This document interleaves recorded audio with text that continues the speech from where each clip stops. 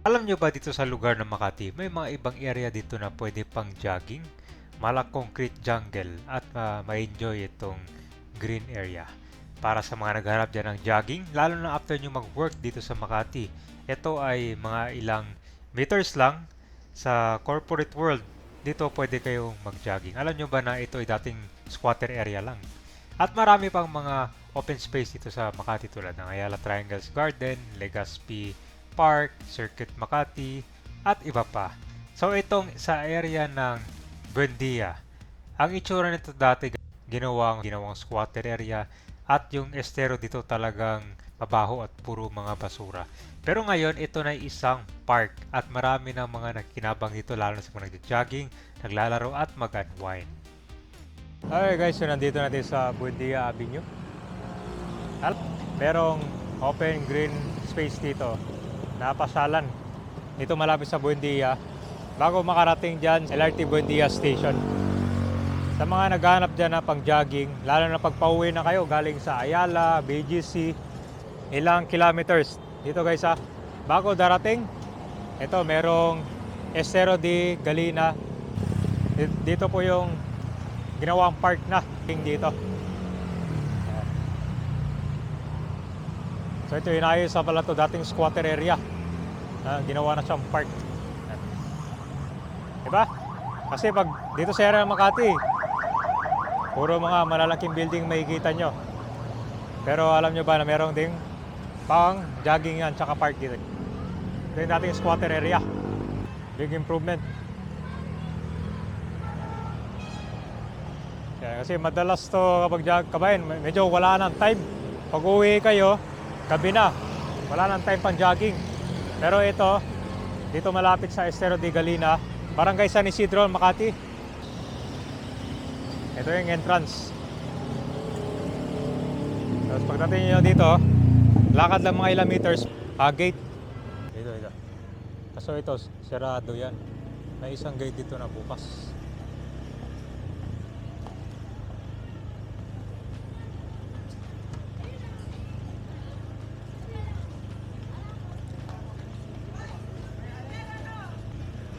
Ito na guys, ito na yung gate. Lalakad kayo mga ilang meters, ito na. Ito yung entrance ng Estero de Galina Park. Alright guys, so nandito na tayo ngayon sa bagong park, no? San Isidro, Makati. Ito yung pinaka-main entrance nila dito. Tripa de Galina Linear Park. Okay, so nandito tayo malapit sa Dian Street. So may landscape and a bench area. Adult exercise area, tapos plant nursery, greenhouse, landscape. Kasi mahaba to hanggang sa Buendia Avenue eh. Ayan, isa ito. Matagal na ito nagbukas eh. Update lang natin ulit. Ayan. Barangay San Isidro.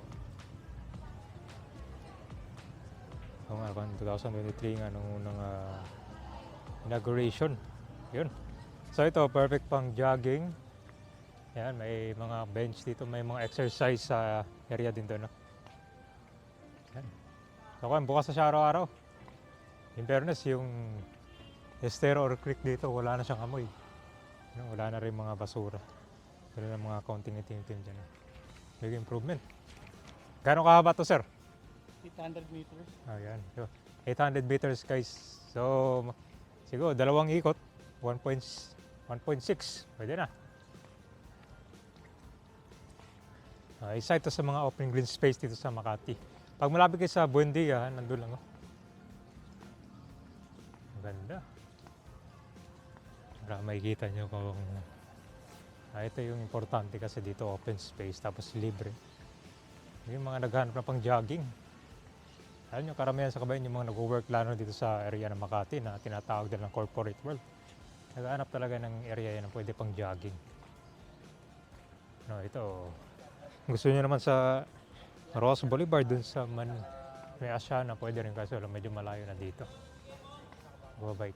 Uy, may mga taniman ko din pala. Petchay.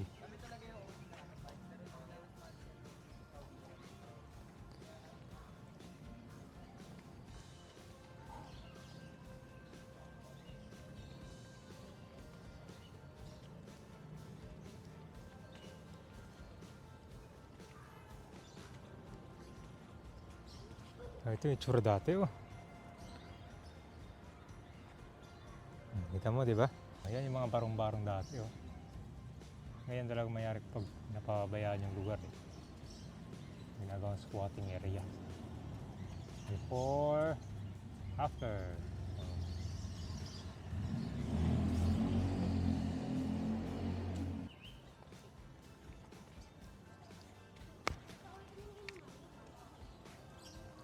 Yung mga iba't ibang halaman dito. Ba't mo naman kailangan? Sa bukod sa park, guys, meron din silang mga tinatanim dito. Kamyas, may guyabano, malunggay. Yan lang pwede kumuha. Okay. Ito kamote, oh. Sweet potato. Ito. Ano pa? Lemon. Sa mga naghanap dito yung CR.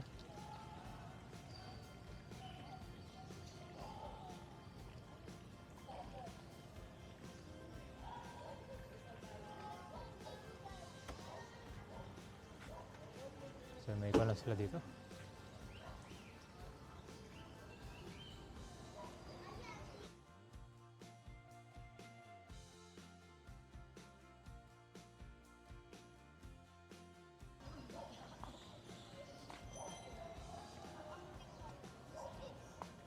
Picture before. Ah, grabe, ang layo pa lang ng itsura nito dati. Tambakan ng basura. Oh. Di ba? Ilang picture pa yan.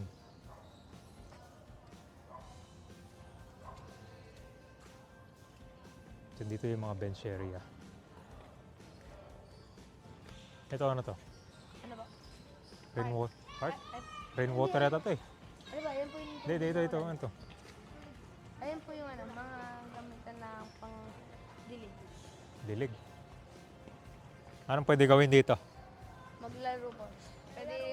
Pwede po mag-ano din. Doon po sa doon.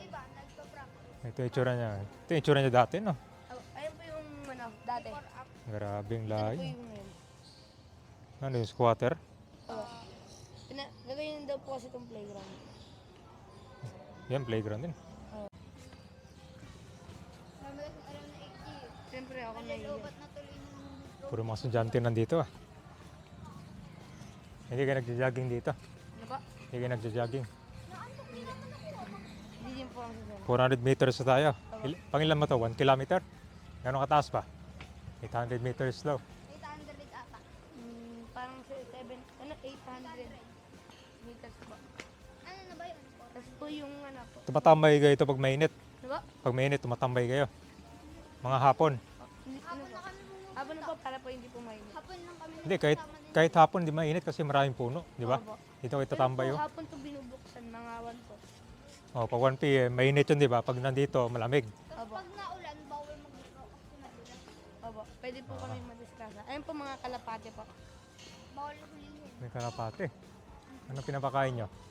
Ano po, yung kanin di ba po? Tapos may pabo dyan. Pabo. Pero po wala na po yung pabo dyan.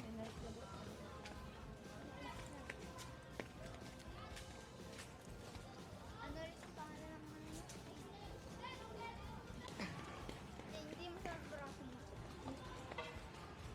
Dahil sa ano, dolphin. Kanina ako eh. Kaya ito po yung pinakamalaki puno. Anong tawag sa puno na yan? Balete? Anong puno yan? Tignan, may nakalagay po dyan, basahin na lang po natin. Bakit nakalbo na to? Wala ng dahon. Ano nangyari? Yun po, natutuyot na po dahil po sa init. Kulang siguro na nga. Opo. Ayun po, ayan. Ito naman yung anong tawag dyan? Gym po. Yung Gym. mga naglalaro. Ayun, mayroon po ang gym. Grabe guys, ilan na to? Ilan na? Ha? 600? Opo, 600 meters. Ayun po, naharap po yung puno. Ah, ito yung itsura sa kabila guys. Oh, no? May mga bahay pala dito. Ganyan yung itsura dati nito guys, hindi pa na-develop.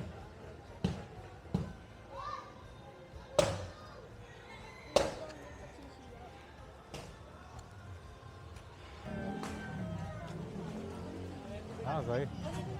So pwede rin pala mag-con dito. Ayun po mga ito. Konting stretching. Oo.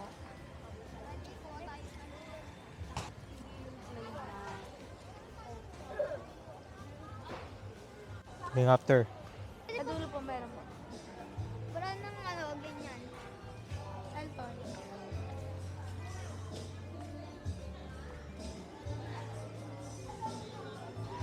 Ayun po sa kabila. Ah, to may piyesta dyan. Hindi po, birthday lang po. Malapit na. 800 meters. Awa. 100. Doon po sa dulo, dead end na po. Sa yung dulo yan na? Ano ba? Yan na ba? Hindi ba po? Anong puno? Duhat. Ay, ano? Ayun yun. So meron palang gate dito, kaya lang sirado, no? Awa. Dahil po doon po yung labasan. Ano to? Ano ba? Pumping station ba to? Lumibayan din. Hindi, hindi. Kailangan po yun para pa hindi na po umalis yung mga bata. So meron din pala pangsala ng basura dito. Opo. May nililinis po ito parang Para siyang conveyor. Opo. Ito, guardhouse. So may isang gate pa pala dito. Opo. Nakalock po yan. Doon sa nakalock din. Hindi po. Dito lang po yung ano. Ito na pinakahalos ayun ang pinakadulo. Pero yung dulo, bukas yung gate. Hindi, parang Wala. Dito lang po yung may gate. Let's go. Doon din po Pabalik pa tayo doon. pag Opo. Di ba? Dahil po yan, mabaho po dyan sa baba. Dahil po sa mga tao. Dahil po Okay. tinatapon po nila yung mga basura sa ilog. Anong kalsada yan dyan? Hilpuyat? Wait lang, ito na yata yung... Yan po yung may ring. Ito na yung Buendia. Okay guys, nandito na tayo sa dead end. 1 meters po. Dito yung dulo. Aba, dito na po yung dulo. Pwede palang, wala namang umaakyat pala dito, nilagyan na ng bakod, oh. Opo, dahil po, pwede, pero pwedeng akyat na ibang bata. Oh, delikado yan. Ito guys, ito na yung Buendia Avenue. May mga nakatira pa ito sa ilalim. meron po yun po. Meron may ba? aso po dun, may aso. Ah, may mga gamit pa pala dito. Ito yung kailangan bigyan ng relocation. So yan guys, pag nandito kayo sa Buendia, yan yung Buendia. Yung entrance siya na doon, medyo malayo lang, no? So, mahaba naman. May gate, 900 meters yung lalakarin. 881 meters. 12 po. Ako 10, grade 5. Ito, ano to? Mga basura po, ito po nilalakad. May mga, Minsan po, may bumababa dyan punta para palinisan. mga Stero Ranger tawag nun eh. At dito, kasali dyan. Yung mga hinakot na basura. Ayun nyo, yan po yung mga managakot ng mga basura. Ito. Ito, dito. Yan yung kabila guys. Ibang iba pala dito, no?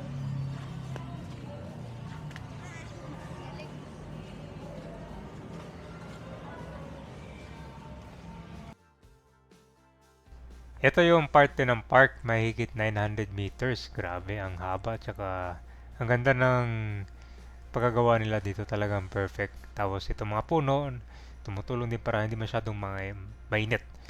Maraming pupunta ito kahit alauna dahil hindi ramdam yung init. Tapos sa likod naman yan po yung area ng Makati, di ba? Kaunti na lang yung mga kulay green makikita mo dito. Kundi puro mga puti at saka naglalaki ang gusali, di ba? Pero ganun pa man, meron pa rin mga nami-maintain at naiwan dito ng mga puno, mga green space para pang pasyalan, no?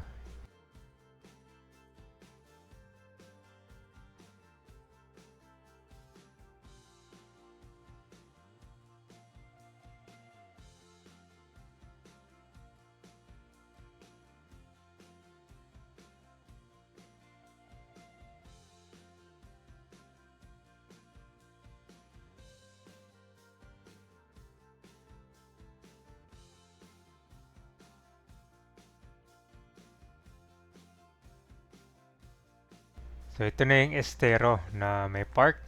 So dati itong gilid na yan, puno ng mga barong-barong lang. Talagang wala siyang madaanan ng mga tao dito eh. Hanggang sa katagalan, yung ginawa na siya. Di ba may nakikita kayong mga estero tulad sa area ng Manila? Grabe. Yung mga barong-barong halos nandito na sa gitna, no? Isa rin sa nagkukos ng polluted yung tubig or hindi maganda yung daloy dahil sa mga nakatira dyan. At syempre, pag may mga nakatira malapit sa estero, yung basura, doon na rin nila tinatapon. So, yun yung iniiwasan.